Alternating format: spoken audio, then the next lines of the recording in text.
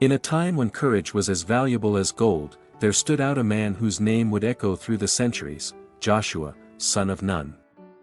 Originating from the tribe of Ephraim, he was not just another face in the crowd wandering through the desert. No, Joshua was special, endowed with a bravery that made hearts beat faster, and skills that left many in awe. For 4 decades, while the people of Israel traversed the scorching sands of the desert, Joshua revealed himself as a formidable warrior, a born leader. Imagine this: under the relentless sun, with scarce resources and lurking dangers, Joshua not only survived, but thrived. His skill with the sword was legendary, they say, but it wasn't just that. What truly set him apart was his ability to think strategically, to stay calm when everyone around him was losing their heads.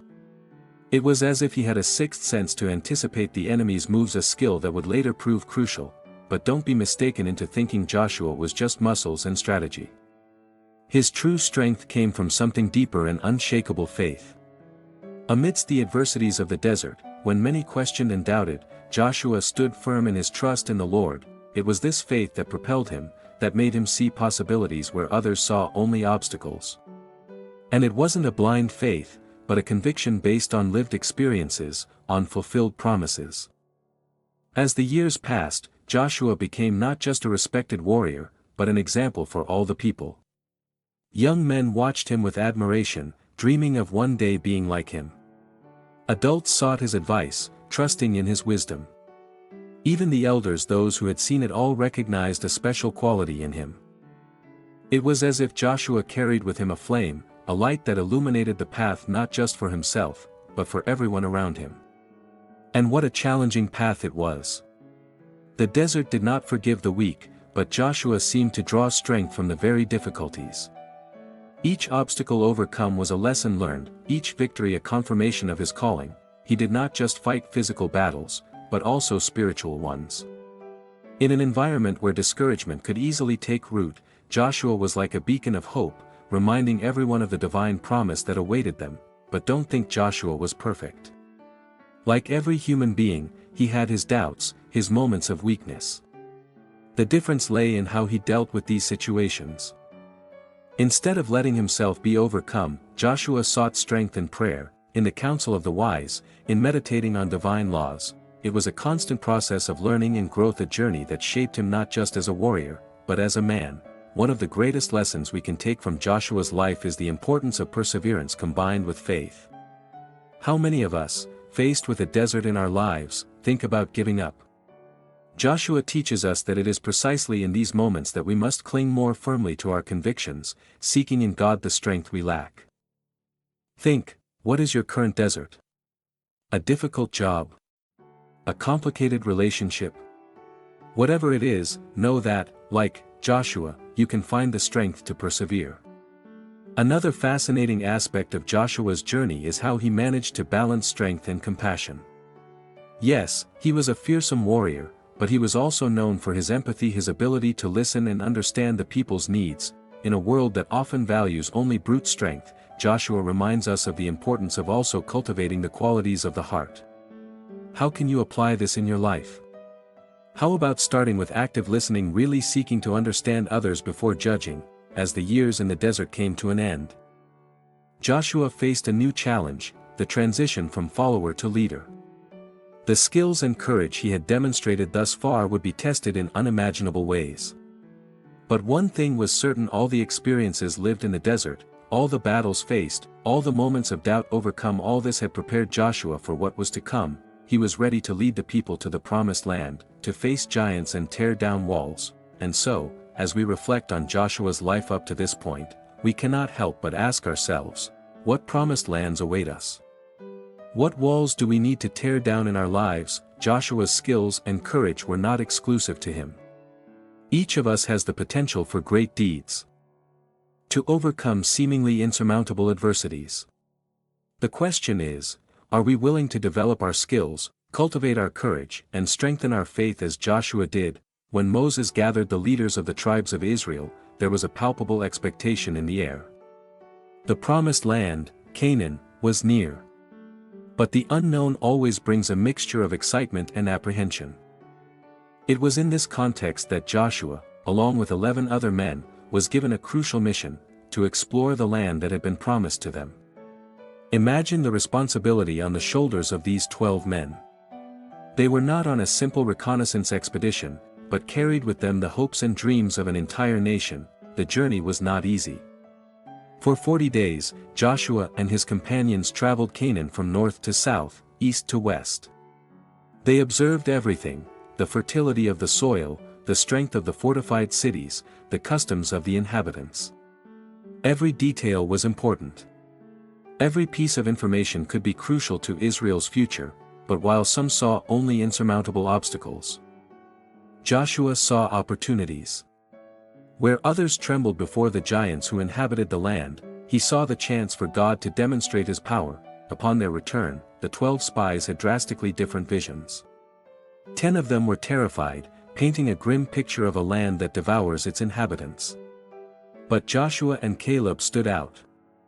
They did not deny the challenges, but their perspective was radically different. If the Lord is pleased with us, they declared, he will certainly bring us into this land and give it to us. This was not blind or naive faith. It was confidence founded on experience, on the knowledge of God's character, and on the understanding of his promises. The reaction of Joshua and Caleb teaches us a valuable lesson about perspective. How many times in our lives do we encounter situations that seem impossible? A new job that seems beyond our capabilities, a relationship that needs healing, a dream that seems unreachable. The difference between success and failure often lies in how we choose to see these situations. Joshua teaches us to look beyond the obstacles and focus on God's promises and power. But Joshua's faith was not simply a matter of thinking positively. It was rooted in a deep understanding of God's character and his promises. He had witnessed the liberation from Egypt, seen the Red Sea part, experienced manna in the desert. For Joshua, the question was not whether God could fulfill his promise, but how he would choose to do so. This is a lesson for us. Our faith grows as we reflect on how God has been faithful in our lives and the lives of those around us. Joshua and Caleb's courage to stand against the majority is another notable aspect of this story. It is not easy to be the dissenting voice, especially when the majority is dominated by fear. But sometimes, leadership requires exactly that: the courage to stand for the truth.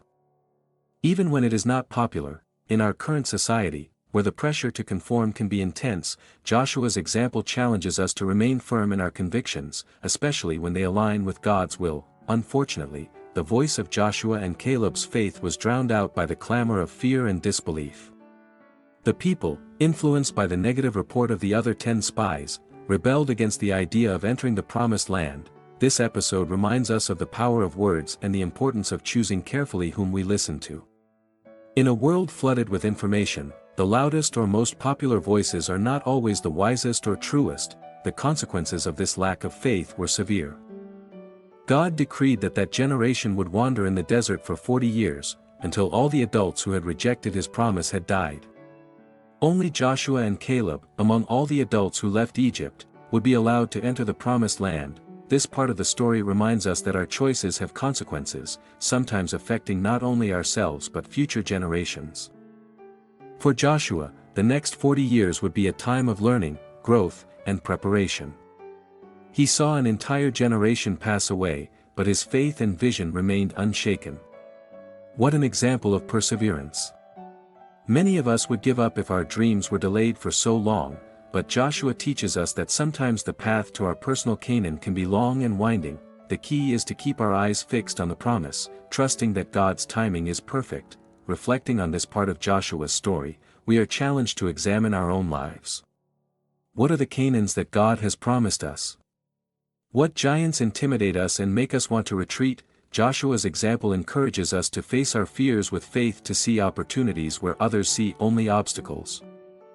Perhaps it is time to take that step of faith you have been putting off, to believe that with God, the impossible becomes possible. Transition of leadership is a crucial moment in any organization, and in the history of Israel, it was no different. After decades under the leadership of Moses, the people were about to face a significant change. Moses, the liberator, the lawgiver, the man who spoke with God face to face, was coming to the end of his earthly journey. And who would be chosen to fill those enormous shoes? None other than Joshua, the faithful assistant, the courageous spy, the man who had demonstrated unwavering faith over the years. The transition process was neither abrupt nor left to chance. Moses, guided by God, began preparing Joshua long before the moment of succession. Imagine the scene: Moses, bearing the weight of years and responsibility on his shoulders, calling Joshua for private conversations, sharing his wisdom, experiences, fears, and hopes. This mentorship was not just about transmitting information, but about shaping the character of a leader. One of the most powerful moments of this transition occurred when Moses, before all the people, anointed Joshua as his successor. He laid his hands on Joshua, a gesture loaded with symbolism and spiritual power. It was more than a ceremony, it was a tangible transfer of authority and responsibility. For Joshua, it must have been a moment of deep emotion and perhaps some apprehension. After all, leading such a large and often rebellious people was not a task for the faint-hearted. But the final confirmation of Joshua's leadership did not come from Moses, but from God himself. The Lord spoke directly to Joshua, reaffirming his choice and his promises. "As I was with Moses, so I will be with you." God assured Joshua. What powerful words! They not only validated Joshua's position, but also promised God's continuous presence and support. For any leader, knowing they are not alone, that they have the backing of the Almighty, is a source of immense courage and confidence. This leadership transition offers several valuable lessons. First, the importance of preparation. Joshua was not suddenly thrown into leadership, he had years of training under Moses' mentorship. In our own lives, whether at work, in the family, or the community, how can we prepare for future responsibilities?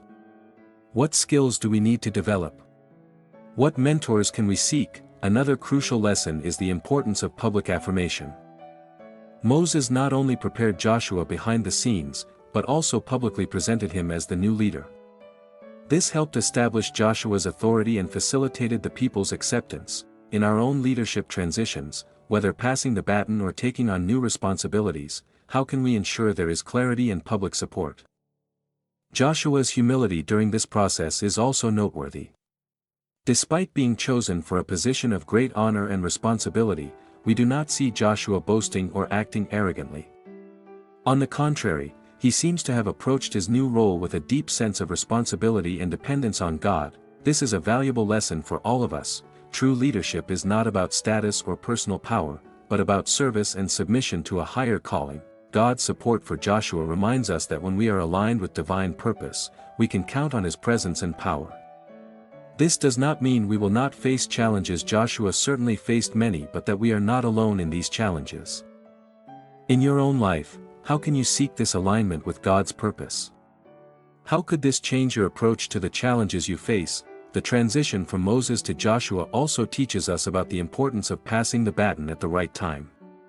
Moses recognized that his time was coming to an end, and that it was time for new leadership to take over. This requires humility and wisdom. In our own lives and careers, how can we recognize when it is time to step back and allow others to lead? For the people of Israel, this transition must have been a moment of mixed emotions. There was undoubtedly sadness for Moses' impending departure, but also hope and expectation for what was to come under Joshua's leadership. Changes, even when necessary and positive, can be challenging. How can we navigate transitions in our own lives with grace and confidence? The moment had arrived. After years of wandering in the desert, the people of Israel were finally at the edge of the Jordan River, with the promised land in sight. Joshua, now firmly established as the leader, faced his first major challenge: leading an entire nation across a raging river. It was not a simple task, especially considering they were in the flood season, when the Jordan overflowed its banks. In the face of this seemingly impossible situation, Joshua demonstrated remarkable leadership.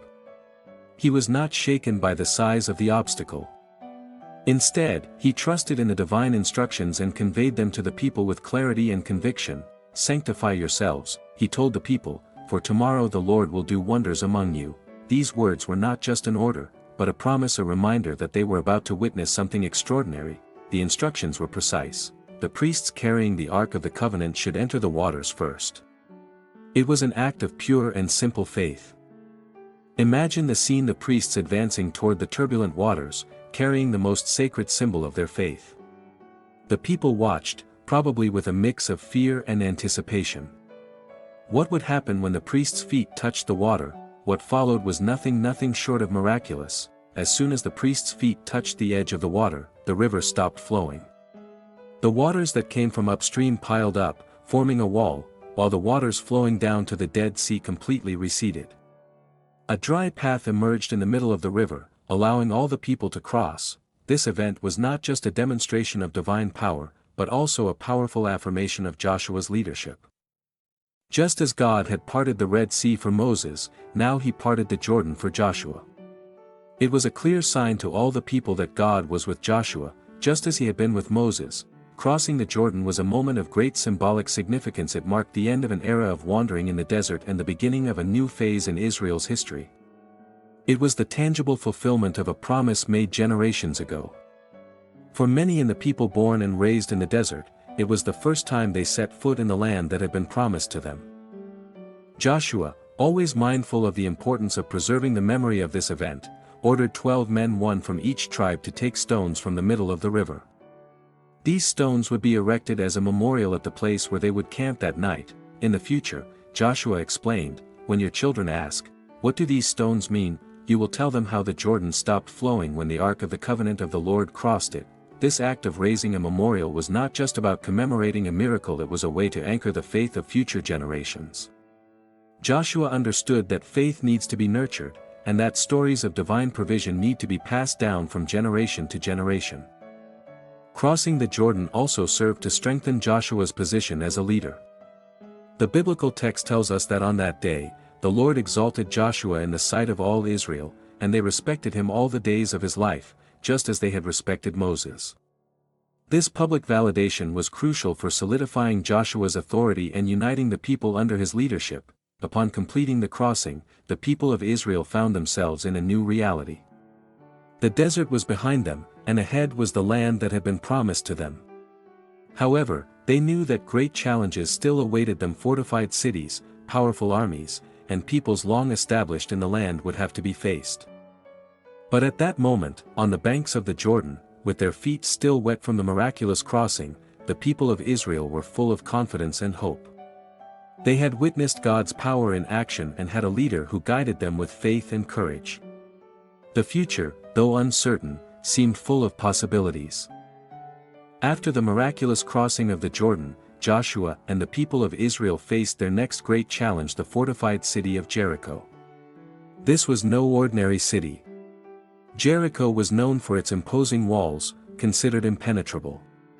For many, conquering Jericho seemed an impossible task, especially for a people who had spent the last decades wandering in the desert, but Joshua, true to his nature, sought divine guidance. And the instructions he received were, to say the least, unusual. The battle plan did not involve war machines or conventional military strategies. Instead, God ordered the people to march around the city once a day for 6 days, with the priests carrying the Ark of the Covenant and blowing trumpets. On the 7th day, they were to march around the city 7 times, and at the sound of a long trumpet blast, the entire people were to shout. Imagine the scene: the inhabitants of Jericho, probably already nervous about the presence of the Israelite army, watching day after day this strange procession. Perhaps they even found it comical at first. But as the days passed, the tension must have increased. What did it all mean? What would be the Israelites' next move? For Joshua and his people, this strategy was a test of faith and obedience. It made no sense from a military standpoint. Marching in silence day after day must have tested the patience of many. Some may have questioned their leader's wisdom. But Joshua remained firm, confident in the divine instructions. On the 7th day, as ordered, the people marched 7 times around the city. At the sound of the prolonged trumpet blast, Joshua gave the command and shouted, "The Lord has given you the city." And then something extraordinary happened. The walls of Jericho, those same walls that seemed so impenetrable, simply collapsed. The collapse of Jericho's walls was not just a military victory, but a powerful demonstration of God's power and the effectiveness of his people's faith and obedience. For the Israelites, it was a dramatic confirmation that God was fulfilling his promise to give them the land. The fall of Jericho also served as a warning to the other nations of Canaan. The news of this miraculous conquest surely spread quickly, instilling fear in the hearts of neighboring peoples. Who could resist a people whose God could bring down walls with the sound of a shout? After the victory, Joshua gave specific instructions on how the people should proceed. The city and everything in it were to be devoted to the Lord. Only Rahab, the woman who had helped the Israelite spies earlier, and her family were to be spared. This order demonstrated both Joshua's seriousness in following divine commands and his faithfulness in keeping promises. The conquest of Jericho was a decisive moment in Israel's campaign to take possession of the Promised Land. It was the first major victory on Canaanite soil and set a pattern for the battles to come. More than that, it was a powerful lesson in trusting and obeying God even when his methods seemed to defy human logic. For Joshua personally, the victory at Jericho must have been a powerful confirmation of his calling and leadership. He had led the people not only across the Jordan, but now to their first major conquest in the Promised Land. His faith and obedience were bearing visible fruit. The story of Jericho's fall became one of the most well-known and cited accounts in the Bible, symbolizing the power of faith to overcome seemingly insurmountable obstacles. For generations of believers, it has served as a reminder that with God, nothing is impossible. While the people celebrated this extraordinary victory, Joshua knew this was just the beginning. Many other cities and peoples still needed to be conquered. But the fall of Jericho had set a powerful precedent. The people of Israel now advanced with renewed confidence, knowing that as long as they faithfully followed God and his chosen leader, no wall would be too high, no enemy too strong. Throughout his journey as Israel's leader, Joshua demonstrated unwavering faithfulness and obedience to God. This characteristic was not manifested only in isolated moments, but permeated his entire life and leadership. From the beginning, when he was chosen as one of the 12 spies to explore Canaan, Joshua showed extraordinary faith. While most of the spies were discouraged by fear, Joshua along with Caleb remained confident in God's promise. This faithfulness in the face of adversity would become a hallmark of his leadership. During the conquest of Canaan, Joshua faithfully followed divine instructions, no matter how unusual they seemed. The siege of Jericho is a perfect example. Marching around the city for 7 days made no sense militarily, but Joshua obeyed without question, demonstrating complete trust in the divine strategy. Joshua's obedience extended beyond battles. He meticulously followed God's instructions for distributing the land among the tribes. Even when faced with special requests or complaints, Joshua sought divine guidance and acted accordingly. A notable example of Joshua's faithfulness was his response to Achan's sin. After the defeat at Ai, Joshua sought God and discovered that an Israelite had disobeyed the divine command by taking consecrated items from Jericho. Joshua did not hesitate to address the situation, even if it meant punishing a member of his own people. His obedience to God's law was above any favoritism or personal consideration. Joshua also showed faithfulness by maintaining Israel's spiritual traditions and practices. He ensured that circumcision was performed after entering Canaan, restoring this important covenant sign that had been neglected during the years in the desert. Additionally, he led the celebration of Passover, reaffirming the people's connection to their history of deliverance. Joshua's obedience extended to even seemingly minor details. For example, he faithfully followed Moses' instructions to establish cities of refuge, providing a merciful justice system for those who committed accidental homicide. Perhaps one of the most impressive aspects of Joshua's faithfulness was his consistency over time. From the beginning to the end of his leadership, he maintained his commitment to God.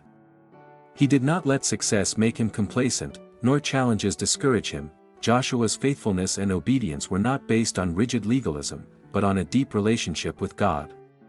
He understood that following God was not a burden, but the path to true freedom and blessing for the people.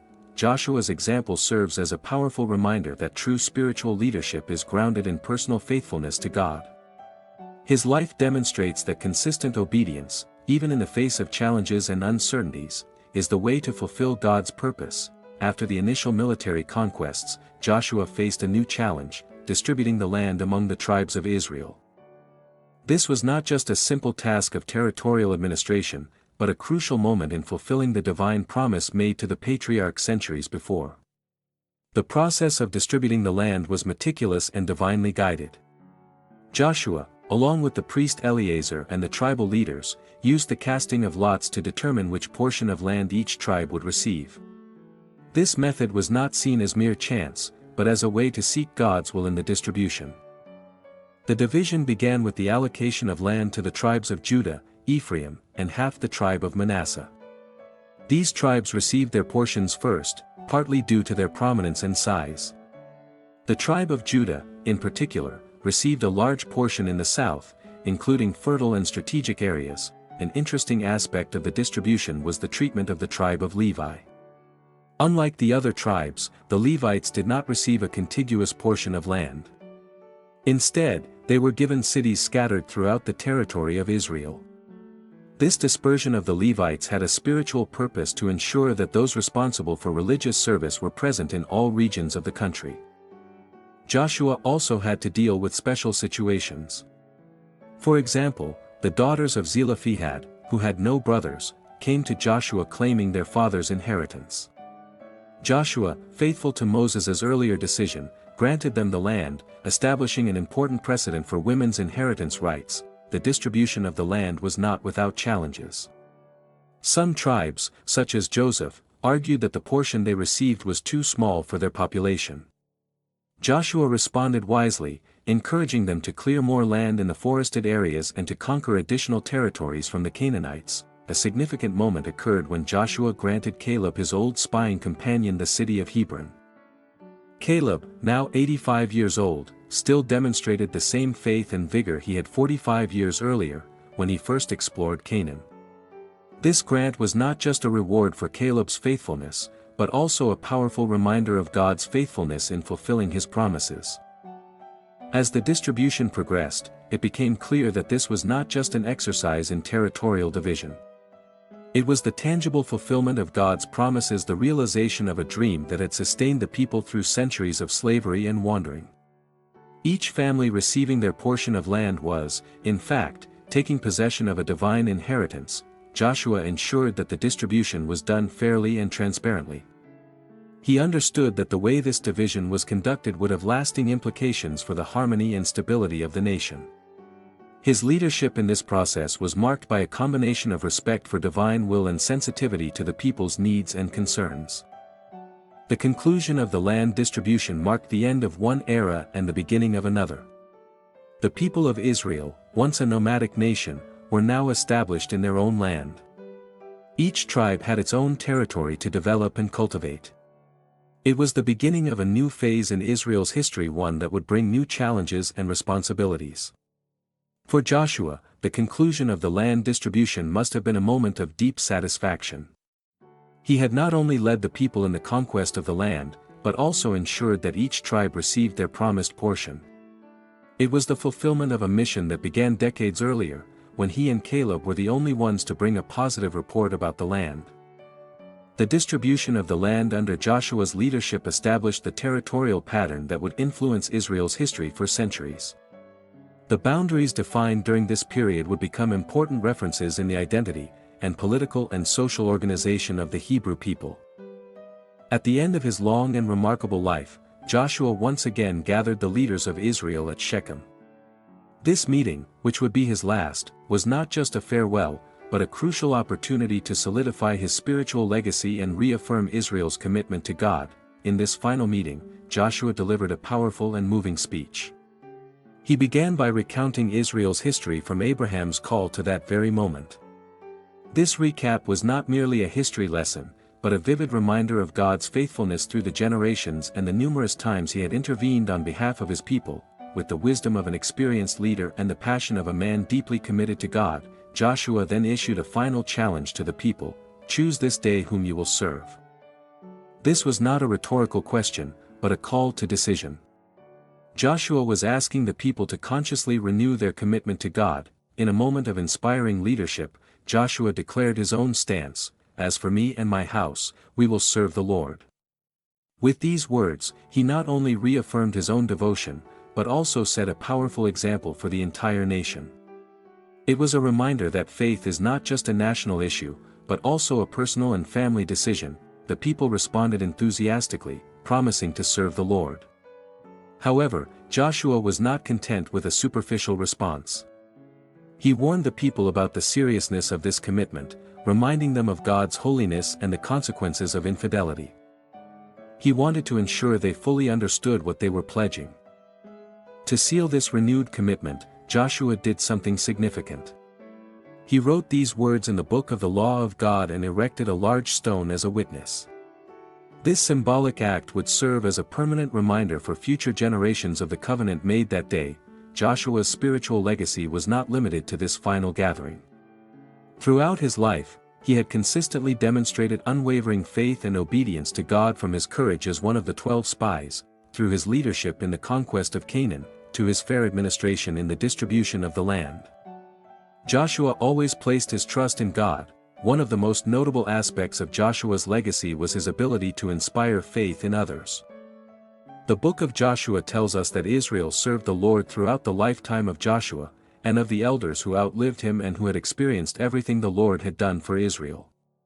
This statement is a powerful testament to Joshua's lasting influence. Joshua also left an example of how to lead with integrity and purpose. He did not just talk about faithfulness to God, he lived it daily. His leadership was characterized by a combination of courage, humility, and unwavering obedience to divine commandments. Joshua's legacy was so significant that its impact extended far beyond his own generation.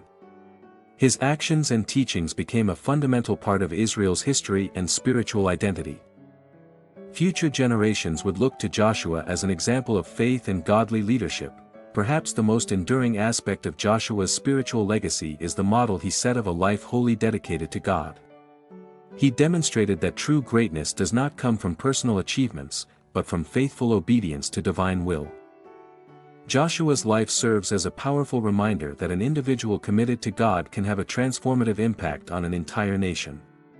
His legacy continues to inspire leaders and believers today, reminding us of the importance of faith, courage, and obedience in our spiritual journey.